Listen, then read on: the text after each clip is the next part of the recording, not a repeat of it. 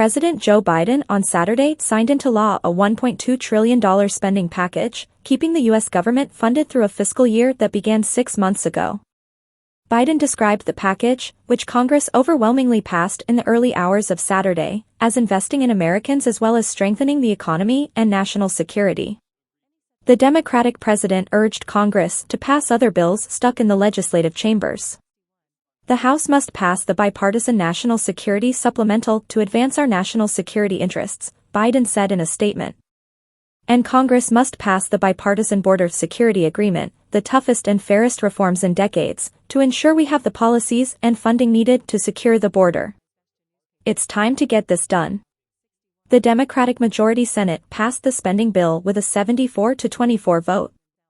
Key federal agencies, including the Departments of Homeland Security, Justice, State and Treasury, which houses the Internal Revenue Service, will remain funded through September 30, but the measure did not include funding for mostly military aid to Ukraine, Taiwan or Israel, which are included in a different Senate-passed bill that the Republican-led House of Representatives has ignored. The business community welcomed the passage of the spending bill and committed to continue working with policymakers to advance legislation that would enhance tax breaks for businesses and low-income families. A fully operational U.S. government provides important stability for American businesses, workers, and families, Business Roundtable CEO Joshua Bolten said in a statement. We look forward to continuing to work with members of Congress to advance sound policies, including the Tax Relief for American Families and Workers Act. Senate leaders spent hours on Friday negotiating a number of amendments to the budget bill that ultimately were defeated. The delay pushed passage beyond a Friday midnight deadline.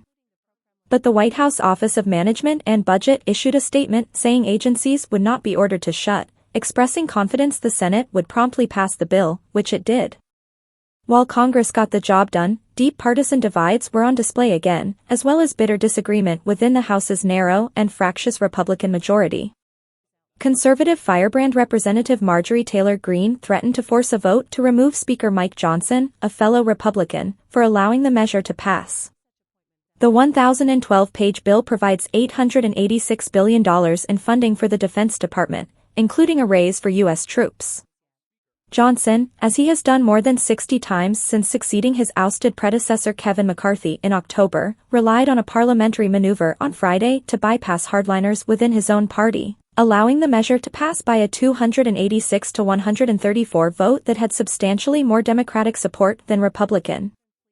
For most of the past 6 months, the government was funded with 4 short-term stopgap measures, a sign of the repeated brinkmanship that ratings agencies have warned could hurt the creditworthiness of a federal government that has nearly $34.6 trillion in debt.